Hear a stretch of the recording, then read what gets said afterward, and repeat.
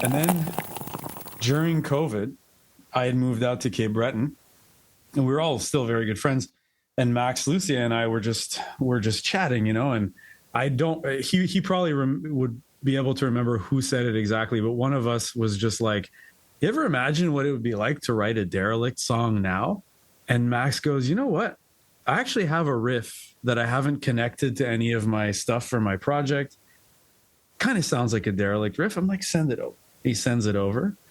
And right away I was like, I know what comes next. So I wrote a riff, sent it back. Within like 2 days, we had a song. So we reached out to Jordan and to Seb, who is the bass player on Perpetuation. And we were like, guys, it's going to be 10 years since Perpetuation. We have a song. What do you think? It could be cool. Hey, what's up, Vox&Hops heads? I'm Matt, the vocalist of Cryptopsy and the host of the Vox&Hops Metal Podcast, brought to you by Sound Talent Media and Evergreen Podcasts, where I sit down with fellow metal musicians, talk all about their lives and music while sharing killer craft beers. Hope you had an amazing week. I most certainly did. This Vox&Hops episode is presented by Heavy Montreal. Heavy Montreal are Montreal's premier metal promoter. They put on a bunch of amazing shows all year long here in Montreal. And if you are ever in Montreal and you would like to go see a great show, well, I can guarantee you that Heavy Montreal will have you covered. I'm beyond stoked to have Heavy Montreal behind the Vox&Hops Metal Podcast.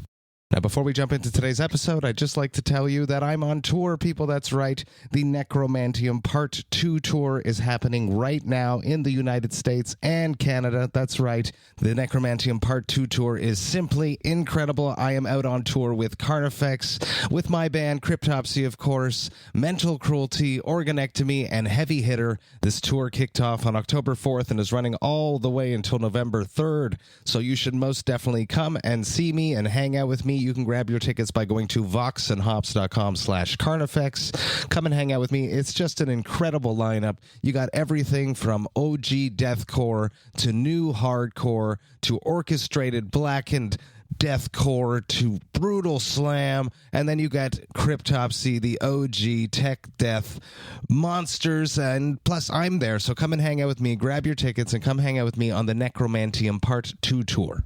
Today on the podcast, I'm very stoked to be with Eric Burnet of Derelict. Get ready, everyone. This is Vox&Hops episode number 475. I warn you, what you are about to hear is very disturbing indeed. What's up, everyone? I am very stoked to be with an old friend, Eric Burnet of Derelict. I've known Eric for forever, I want to say, for longer than I've been in Cryptopsy, from back in my 3 Mile Scream days.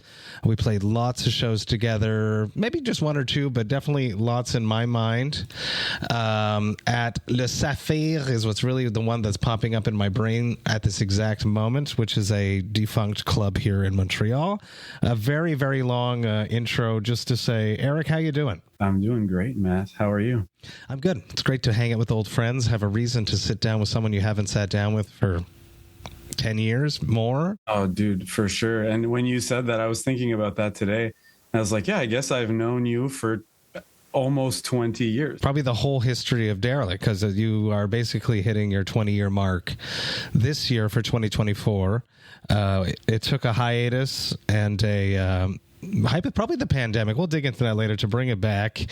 Yeah, we used to play a lot of shows together, and I remember like standing in front of you, because it was shows back in the day where, you know, we watched the other bands, and you guys, not that we don't do that anymore, but we were the crowd is what I'm getting towards.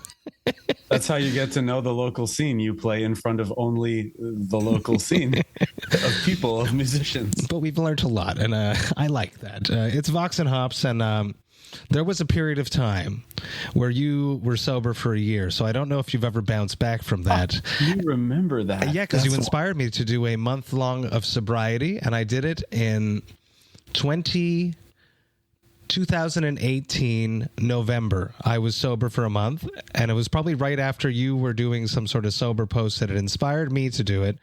I felt great. I had a great thing, which then translated into me doing the Sober Februaries for Vox and Hops. So you've inspired that, little did you know.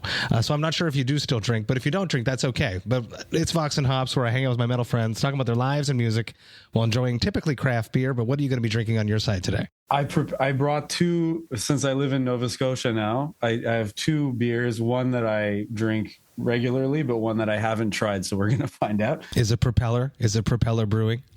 It is not, actually. So this one is Nine Locks. These I've guys seen are, that. yeah, they're in Halifax. So this is like a blueberry blonde summer thing. So I have it on good authority that the tangerine one is the best one, but my girlfriend wouldn't let me have it. She was going to have it. So she's like, take the blueberry one for your podcast. Blueberry is one of my favorite fruits, not necessarily in beer, but we'll see. We'll see.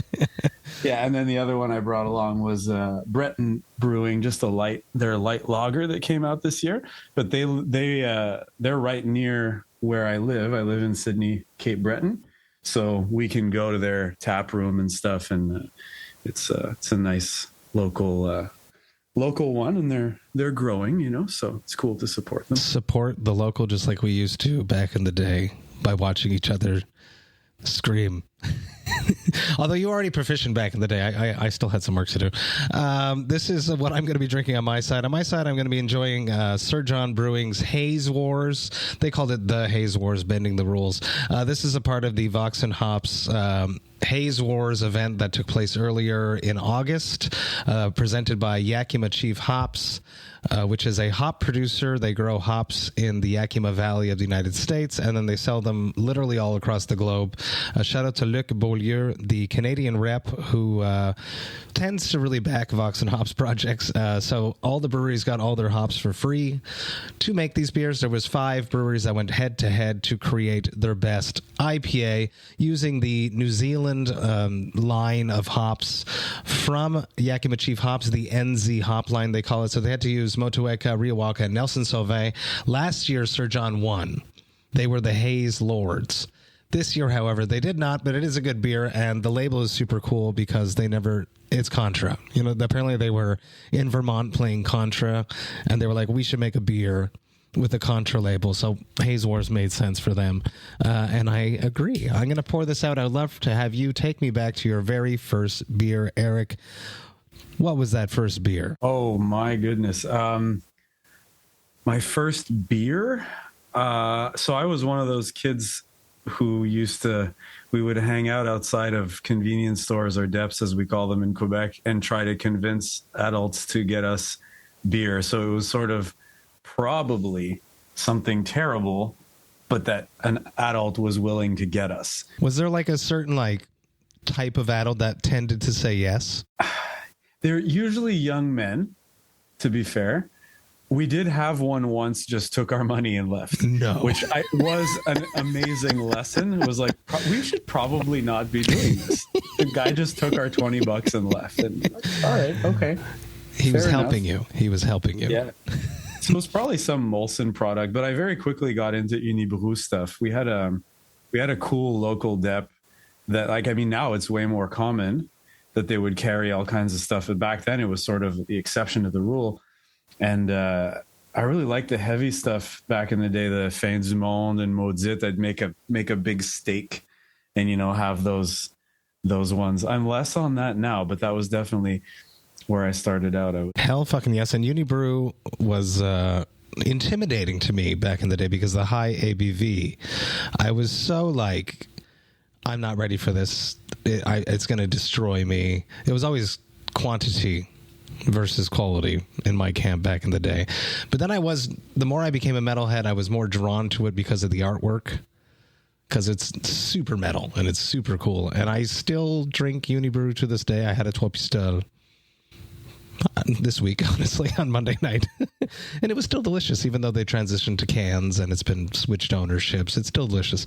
This poured out gorgeously. The Haze Wars from Sir John. The nose is awesome. It has a unique mouthfeel, closer to, akin to Vermont beers almost.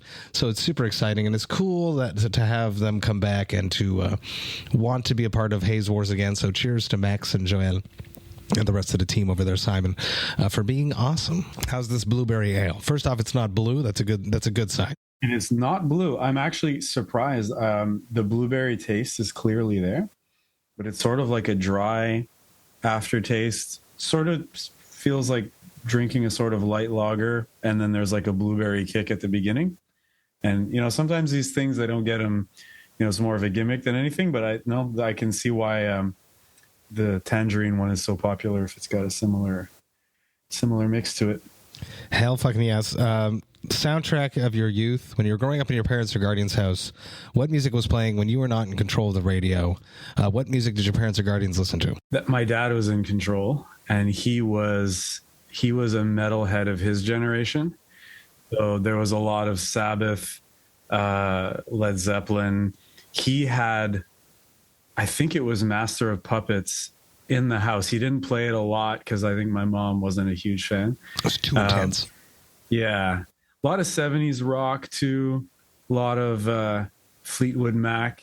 And then he would surprise us and put on some like Gregorian monk chants or something. There you go. Like eclectic. What I learned from my dad was like be open to like different, there's cool stuff in very different kinds of music. And so like he got me into that openness. And then when I got into heavier music, he was like, what's all this crazy, like, what is this screaming stuff? And then he got into like Lamb of God and Decapitated in his like 50s, That's which was awesome. kind of, it was cool. It was cool to give like re-influence him back. That is very cool. I'm very similar. Everything came from my father, and I've achieved influence on him on certain things. Devin Townsend being one of them. He likes singers. My dad, he's a singer guy. Steve Perry was his number one from Journey for a long time. So I think the musical talents of vocalists such as Steve Perry and Devin Townsend definitely were akin, and he bit into that. No, and it was just funny because back in the day, standing in front of you used to remind me of Devin with the faces and the. I've told you that. Yeah, I remember telling you that. But that's flattering. I do think he's a very emotionally expressive singer, which I always thought was cool. It's like let it out, like even just in the facial expressions, like whatever face comes with the sound you're making, like let it happen, right? And I think it's important too from him, and as a front man, when your hands are busy playing an instrument, you have to give something to the audience, which is something you used to do.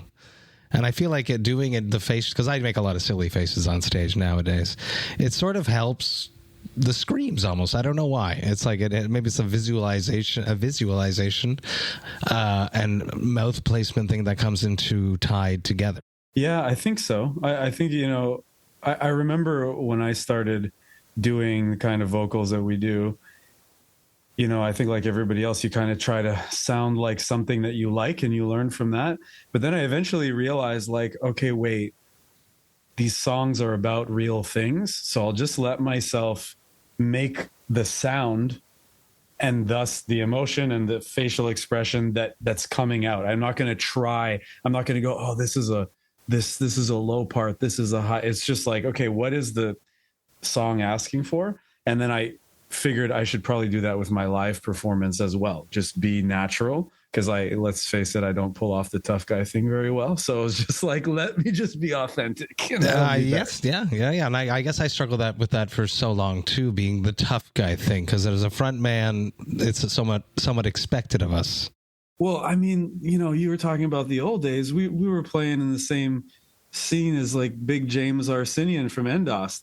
Ostensibly one of the nicest guys, but he looks like a badass, like, and then, I come up and I'm like, okay, I'm 1/3 of this guy's size and weight. Hey guys, how's it going? Yeah, hello. Going to play some me too. And I had there's Mike, that was Mike Marino I'm talking about, who works for Audio Technica. Shout out to Mike, who was like, you got to really command the stage. You got to be on. And then we found our own way to do that, to where people are always like, oh, I can't imagine that you're not a mean person when they meet me off stage, which you must get all the time too. Yeah, I mean, I could imagine this. Tell me if this has ever happened to you, because you're also a person who wears glasses but doesn't sing with them live and all that. I had experiences playing shows where I would come off stage and I would walk to our merch table and I would maybe change my shirt to get out of a sweaty t-shirt. And then I would start to sell merch, and people would come up and they'd go, and I'd throw my glasses on and they'd say, "Oh, those guys were great. Are you like their tour guy or whatever?" And yes, I'm like, I am. Yes, I am. No, dude, please don't talk to me. No, I don't want to talk. No. It's like, that's me. Eric's busy right now. He'll come back later, but yes, that happens to me all the time. But I do it one worse, where I hide the hair and I have a hoodie and the hat and then the glasses. I call it my Clark Kent, but it most definitely works. And sometimes if I'm, 30 dates into a tour, I'm like, it's okay. You don't have to know it's me. Absolutely. Yeah, probably avoid some extensive questions you don't want to answer. I'm just hanging out with people. I'm always open to hang out with people, but sometimes it's nice to just hibernate a bit when it's been multiple dates in a row. First shows, take me back to your first shows. Talk to me about those gigs back in the day. I've spoken to a bunch of people, Adam Ryder being one of them, when I had him on for his Woodland Gray movie, which was awesome. We talked a lot about the scene back then and how fruitful it was for us as musicians and humans, and the egos being non-existent. Talk to me about your first shows, growing up playing in the Montreal scene. Elaborate upon that, please. Aside from first ever shows were early, bands that didn't do anything in the long run, but first shows with Derelict, I mean, I'm sure you remember the L'Inconditionnel venue. I love that. Oh yeah. Yeah. We put on, I think, our first ever show. We put it on ourselves. You promoted your own first show. Yeah, because we didn't know anybody who would, especially myself. I was coming out of a hole in the ground. Like, I was from the South Shore. I had no cred or anything, and the guys were kind of letting me manage things.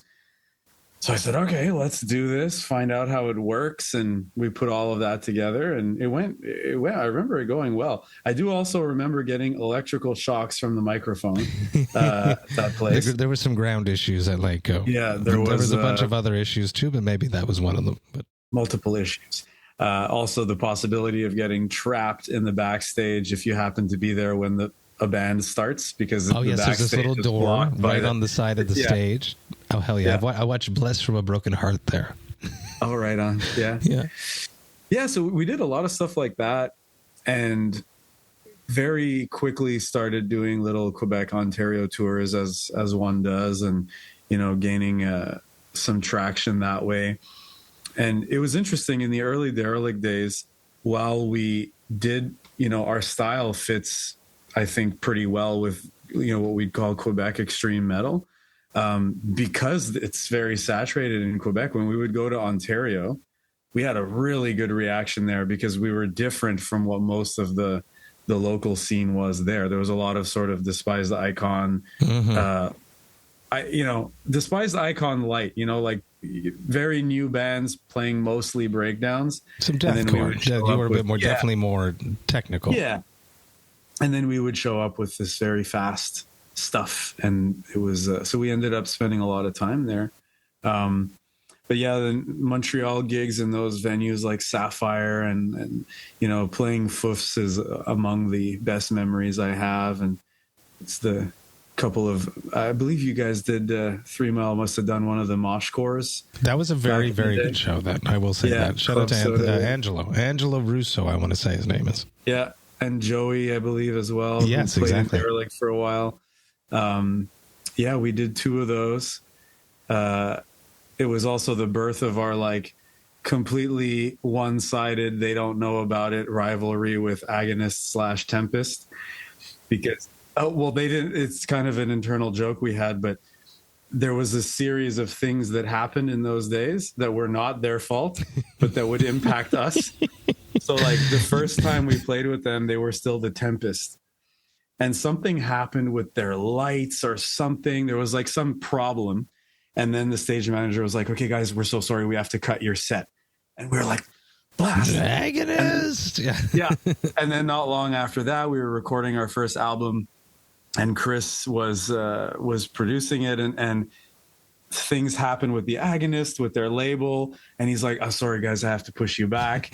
And so it's all these things that kept happening. I think that happened with 2 different recordings, and they didn't know about that. We're just like, there's something in the agonist that's like out to stop us from it. So it was kind of funny. Then you had to take 12 years off to wait for the agonist to retire to come back, so that go. you know that it would be safe.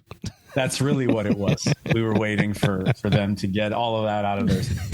You guys, you were saying that Ontario really embraced you and accepted you. Would there be like a second home besides from Montreal if you could name one of these Ontarian towns? Oh, I mean, Brantford and Woodstock was where, like... Woodstock. Did you play that skate park with Inveigh and us? Were you on that gig? Because that was crazy. No, not a skate park. We did... by the time I think we were playing, Inveigh was done. They were... Endost had started then. No, we played several shows there. One of the most epic things that ever happened to us was we went out there because our 2009 album was on Year of the Sun Records, which is based in that area. And they had worked out a music video shoot for us. So we're like, okay, we'll go out there. And they're like, oh, well, you're coming out. We should get you some gigs. We said, yeah, of course, please do. That'll help us pay for this trek. And we ended up playing, I'll see if I can get this right. We played a show, which may have been in Windsor, Ontario, where we went on stage last at like 1 a.m. Just wonderful. Yes. From there, we went to the music video shoot in the morning at like 7 or 8 a.m. Super fresh, well rested. We then had an all ages show that afternoon. Oh, that is cool. That. And a subsequent 18 plus show in the evening, I think maybe in Kitchener. And by the time we finished that, I looked at my watch and I was like, we just played 3 shows and shot a video in less than 24 hours. And now I need to go sleep. I need to take a nap. But you must have felt like fulfilled, like shit's happening. Yeah. And something I was like, is my happening. Voice is holding up somehow, like 3 shows in a day. And like, I was actually feeling good. I was like, wow, this is working. You know, the adrenaline and technique comes into play. Exhaustion and yeah. So everything sounds like it's going super good. 2009, and then you pull the plug. What was this? What was the straw that broke the camel's back that caused you to take the hiatus? Yeah, I mean, it was kind of a surprise to me. Well, I was the one who made the decision, but it was a surprise to have to make it. So we did our 2012 album. We were very proud of. We did a lot. You got nominated for something too. Yeah, it was the Canadian Independent Music Awards, and Devin Townsend was in the category and he won, which I'm glad he did. That's awesome. But just the fact that we went to Toronto and so it was like things were on an upswing, but we had a series of bad luck incidents following that. You know what? Maybe they're actually, we should look into that. No, they weren't involved this time. The main one was that our drummer at the time, Jordan, had double tennis elbow. He had been, drumming a lot. He was also working, like doing like a moving business and stuff. And he just needed some time. Totally normal. We also had a run of bad luck. Actually, you guys were there for one of these. There was a Sherbrooke Christmas fest that went to shit. Yeah, there's nobody there. There was nobody there, and there was no money for. I think, if I remember correctly, you guys had the foresight of basically being like, pay us before we go on. Yes. Yeah. And we were promised that we would be paid down the line, which I think maybe trickled in over like this course of years or whatever. But we had 3 different festivals in a short time where things like that happened. Another one was canceled. We were supposed to play a big one in Toronto. We were cut at the last second. It's sort of this like progressive demoralization. Jordan's injured. And suddenly it felt like we were, the expression in French, pédaler dans le vide, like when you're pedaling your bike, but the chain is off. There's like, you're kind of putting in the effort, but struggling upstream too there. Yeah, and like it felt like the guys, some of us weren't learning the new songs, and I was like, okay, we've been going really hard for 8-9 years, and I'm managing the band at this point. So there's like accounting, there's fees for jam spaces, there's vehicle costs, and I'm like, well, if this isn't going, I'd rather it not go at all. So I was like, guys, let's put this on ice and we'll revisit, if the time comes. I think our van had completely died too. So we were basically at the point of having to reinvest in like a vehicle from scratch. And we just stopped. I transitioned my songwriting efforts into my project Samskaris right away, which Alex Duprat, Unhuman. Yeah, Unhuman and Terramobile. I want a new Terramobile. Come on, Forrest. Forrest, invent a seventh, eighth day of the week and do some Terramobile, please. Yeah, so I did some of that, but we kept things on ice for all that time. We focused on other aspects of our lives, progressed our careers, whatever things we were doing. Jordan recovered from his injuries, and he's a professional musician. That's what he does. He went back to Saskatchewan. He's been a producer. He plays with all kinds of bands all over the prairies, and that's what he does. And then during COVID, I had moved out to Cape Breton, and we were all still very good friends. And Max, Lucia, and I were just chatting, and I don't. He probably would be able to remember who said it exactly, but one of us was just like, you ever imagine what it would be like to write a Derelict song now? And Max goes, you know what? I actually have a riff that I haven't connected to any of my stuff for my project. Kind of sounds like a Derelict riff. I'm like, send it over. He sends it over. And right away, I was like, I know what comes next. So I wrote a riff, sent it back. Within 2 days, we had a song. So we reached out to Jordan and to Seb, who was the bass player on Perpetuation. He had been our recording lineup. And we were like, guys, it's going to be 10 years since Perpetuation. We have a song. What do you think? It could be cool. And they were like, yeah, it sounds like a great. So we did that. We put that out. And then as these things happened, Max and I just continued writing. We were just like, this is awesome. We're less, I'll say wiser. I was going to say we're less stupid now. I'll go with we're wiser now. You're sure you've lived. You've had other experiences. You're not jumping into a van and touring Ontario just yet. No.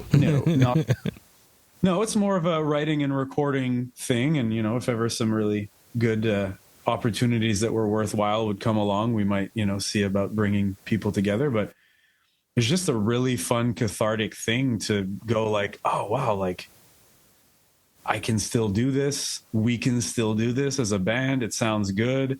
I'm really proud of it. So yeah, that's basically what happened. It's just kind of life coming back around and being like, nah, you still make death metal. I think it's super interesting that taking a break and coming back, and then it just being so easy for you guys to hop back into those shoes. Yeah, I don't know why, but strangely, the record we just put out it's more collaborative than ever before. Yeah, How would it work before? Was it always you and Max trading riffs like that, or was it really much more proprietary or territorial, where a person would be like, "This is my song," and then the other person presents their song? There was some of that, and it was going down, it was becoming more collaborative over time. In the early days of the band, it was one person had a song and we all would add our touches to it or whatever.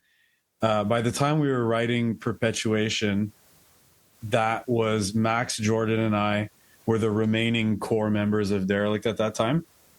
And while we would still bring this is my idea for a song, we would change stuff. Jordan would come in and be like, okay, this breakdown, too simple. Let's change, he would change the time signature.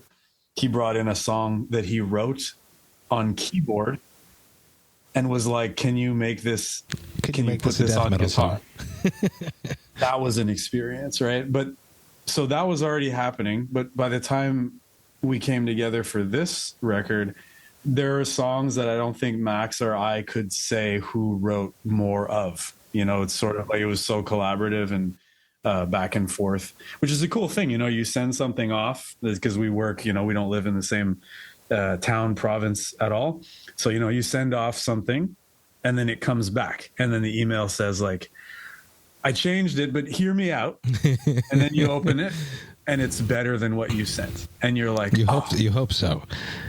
Back in the day, would it be in a jam room that this would happen? Or was it still file sharing back then? We did a lot of file sharing from early on. There was some, obviously, jam space, like, you know, because that would have been more shocking if this time around you had to completely do file sharing. Right. Yeah. I always felt that, you know, actually finding out as an adult that I have ADHD maybe explains some of this, but Change the riff. Next riff. Yeah. I never had the patience to like, okay, this is like a crazy tech death riff. And now I've got to sit down and show it to somebody else. Like, nope. And then you go, and then you go, da, da, da, for 8 hours. No. I'm not at those sessions when people have to do that. Right. So we would use like Guitar Pro and stuff like that. Yeah. So the understanding was, you know, okay, guys, please come to rehearsal knowing. Do your homework. That's so mature. You guys are like real musicians as opposed to like people that wanted to party and showed up real high. That's there was definitely that happened, but there's people in the scene that used to call me le comptable, the accountant. Oh yeah. As a joke. This is like Alex and Forrest, you know, would call me this because they're like, you have spreadsheets for things. I'm like, yeah, dude. That's how your brain works. Sometimes you need a spreadsheet to get things to happen. What did you learn in the 10-year break? 12 years, sorry. Well, 10 year and then 12 years with this album. What have you taken from managing a band that you applied to your real life and job that you're doing right now? I have no idea what you're doing right now. Was it applicable? Totally. So I'm a therapist. Wow. That's awesome. I went and did thank you. I went and did a social work degree.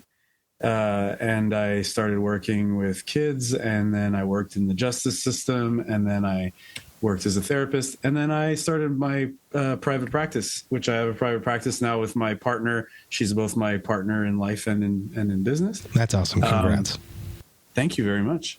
And honestly, it's like, I always tell people, sometimes I have clients who are like younger and they're like, oh, I don't know what to do in my life. I'm like, listen, do stuff that interests you and sparks your motivation, because unless you're like one of those rare people who at age 8, you're like, I'm going to be a lawyer. And that's most of us go through all these different changes, right? The so wave if you of do life. Cool stuff, yeah. If you do cool stuff, doors will open up and the skills you learn will carry on to the next thing. And I mean, for me, like having a business, like the first business I had was when I was a publicist in music, because I wanted to have a job that would allow me to like tour and whatever. So I came up with my own job. So when the time came to have a business again, it's like, okay, I remember how this works. I remember how being self-employed works, all this stuff, knowing how to organize, basically organize a project, make a website, although obviously a metal band website and a therapy practice website are not exactly the same. Slightly different, but who knows? Some people might gravitate towards a metal therapist. Strangely enough, it happens. People they're just like typos, the mental metal. Well, people Google their therapists, right? Yeah, people Google, and I'm an educator. People Google me, but there you go.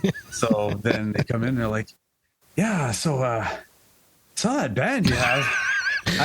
I don't know about those vocals, but it's really impressive. Okay, good. I thought it was going to be the opposite. Like, I can't take anything serious that you said anymore. Forget it.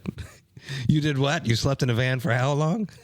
Yeah. Well, that we keep to ourselves. That's awesome. I'm proud of you. That's super, super sick. Thanks a lot. I like making beers. It's the perfect collab for me. It represents my brand. I've done a bunch for Cryptopsy. I've done teas for Cryptopsy. I've released over 85, almost 100 beers for the podcast. Since its inception back in 2018, what would be the perfect collab for Derelict? We were never like we had big drinkers in the band, but we're never like a drinking band. We are sort of, our lyrics have always been like, some of them anyway, overtly political. So partnering with like a social justice organization, which we kind of did with that single, the comeback single. We worked with the Wet'suwet'en land defenders and water protectors. They're out there trying to defend against like pipelines being built through their ancestral land. So we kind of worked with them. That song was donated to a project that like raises money for their defense, essentially their legal fees. And we had it all like, because we mentioned the name of their people in the song, we're like, look, I'm just a white dude from the South Shore of Montreal. I'm not like, got to have this vetted. And they read it. They looked at the artwork. They were like, oh, this is cool, but do this instead. Oh, that's so awesome. It was so I guess we did do a collab, and you know, super when you think about it. Culturally appropriate and respectful. Yeah. Which is great that you had the foresight and the intellect to know that that's important. Thanks. More so than just latch on to their cause because you know that it's something that will get some good clicks. Absolutely. And I think that, you know, you're talking about what from music had influenced the rest of my life. Well, that social work is, you know, my training really opened my eyes to a lot of issues and how to engage with those issues in a more equitable way. So I was like, you don't speak for people. And if you're going to mention them, you ask for their permission. So like in that song, there's a quote at the end from one of the main protesters, Molly, and we got her permission to use it. So Perfect. It wasn't. Yeah. It's the way to do it. You got to be respectful, people. Consent is number one. And especially with causes such as that, you have to do your research and get vetted and be respectful. Because it is important to spread the word, but if you're going to do it in such a way that takes it from them so that you can profit, and there's no point in that. I like to ask my guests a short-term goal. What are you working on right now? Something you hope to accomplish within the next month, within the next 2 months. I call this question the fight the hops. What are you doing right now to fight the hops? Writing some new Derelict. Really? So it's not over. This is interesting. So this hunger, it's like a voracious cycle that's just come back, despite the fact that, although you hinted at if the offers are there, I'm putting words into your mouth right now. If the offers are there and it makes sense, you guys would like to play a show, because you didn't even do a release show. You guys haven't even been in a room together to play these new songs, which must be difficult, because it's nice to have that. Like you put out music in the world, and then when you probably finally perform it, it feels like it's real, as opposed to just putting it on into the universe. I agree with you.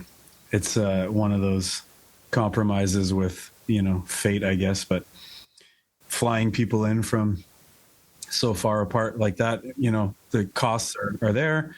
Tommy and Seb have kids and stuff, and it's like, okay, we're all in agreement. If there was some kind of opportunity happened where it was, you know, viable to do. Hypothetical, Heavy Montreal comes back and wants Derelict to perform.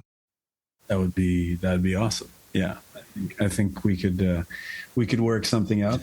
Yeah, I mean, like we were getting one-off show offers and stuff around Quebec and Ontario, like people who knew of us in the old days, and they're like, "Oh, can you?" And they were like, "Where do you live? No way." Yeah. We'll give you $300. Yeah. The offers were better than the ones we used to get, which is kind of like... That's why bands take hiatuses. Hold on. Flo Munia would want me to say this. Cryptopsy never took a break. We're still here. We've been going strong for over 30 years. We never took a break. We never took a hiatus. We are still here, and we're still slamming away. That is true. Yeah, I mean, like... I don't know what it is. I think it's something about our genre and the way people digest the music, but like I don't know why we went away for 12 years and then like people take us more seriously than they did before. When you were slugging it out and then making all the sacrifices, and now you go away, you come back and they're like eager for more. And so are you. So you're writing new music. What is this next evolution? Is it just the same process of riff sharing and you and Max building upon this, sharing it over to Seb, throwing it to Tommy, and then seeing where it goes? Pretty much.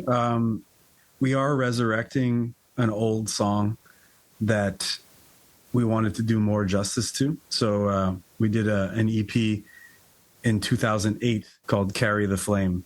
It was self-produced. At the time, Max and I were at Concordia, and we used the studios there, and we did all that. But why not? Yeah.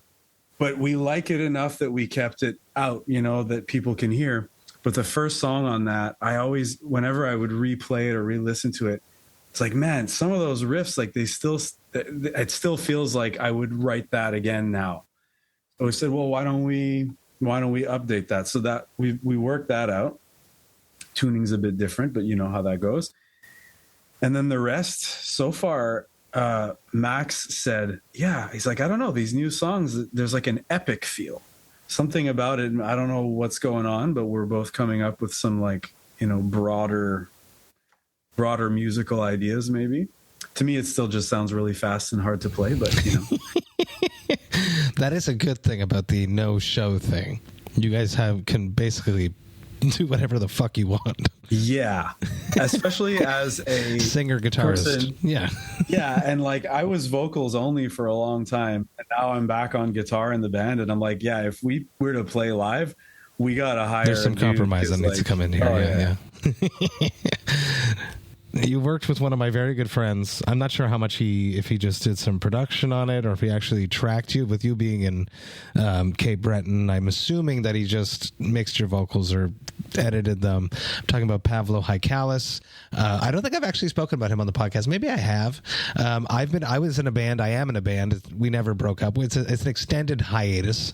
The era of Pavlo makes guitars. He makes pedals. He's amazing, and he worked on your vocals. So I definitely wanted to hear this story. Yeah, we talked about you quite a bit when we were there. This is the one part of the album that we did in person. Everybody recorded the instruments in their respective places, but since both Max and I sing on the album, we wanted to sort of be together. We wanted to be there to push each other to be like, listen, I know you can do better, that kind of thing. I love you, but you suck. That's what you mean. But yeah, baby. Which did happen a couple of times. It's important. It really is.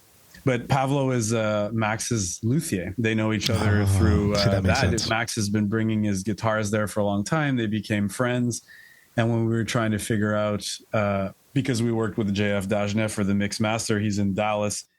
So I was like, okay, we could fly there, but me flying to Montreal, that's only one person flying. And then I get to visit my friends and family too. So, logistically. And Max was like, yeah, why not work with someone I already trust? We had a great time. He was very, very encouraging.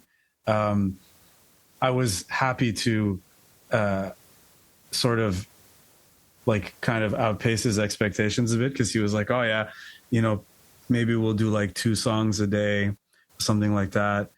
And then I did 4 a day. So I was like, he was like, holy shit. I'm on vacation, Pavlo. Let's get this over with. Yeah, let's hammer it out. I want to go see some people after this. But it was a really good time. And he creates a really cool laid back environment, but also very professional environment. His studio is so cool. All the things that he built, he's got a mezzanine that he built himself and all this stuff. And being in person with Max was really cool, because that sort of wisdom that we have from being a bit older, there's a part in particular, if you listen to the song Spectrum, the chorus has clean vocals on it. And I had originally worked out this sort of pitched scream thing, and I was like, I'll do this. And oof, man, I was going over and over on it in studio, and it the rest of my vocals, my screams, I'm very comfortable in studio, but this was not coming out. And Max is a very good, clean singer. He's got a very deep, booming voice. So I said, dude, you want to try this part? He's like, yeah. First take, I was like, yeah, you're doing this part. That's cool. I am backing out of that. That's something that would never happen unless you guys were in the room together. Exactly. And trusting each other implicitly, right? To be like, no, you can do this better. Which I found as an exercise, I would encourage anybody who's in a band who's like, no, I've got to, as soon as you have that, I've got to my precious control or do, it's like, dude, take a second and see what you're your friends, your bandmates, your collaborators can come up with and leave space for that. Because what actually comes out, I mean, like Max sang some songs as lead vocalist on the record, which is a completely new thing. He did 2, basically because he wrote lyrics, and then when he sent the demos for them, I was like, well, that's great. That's great. You do it, you know?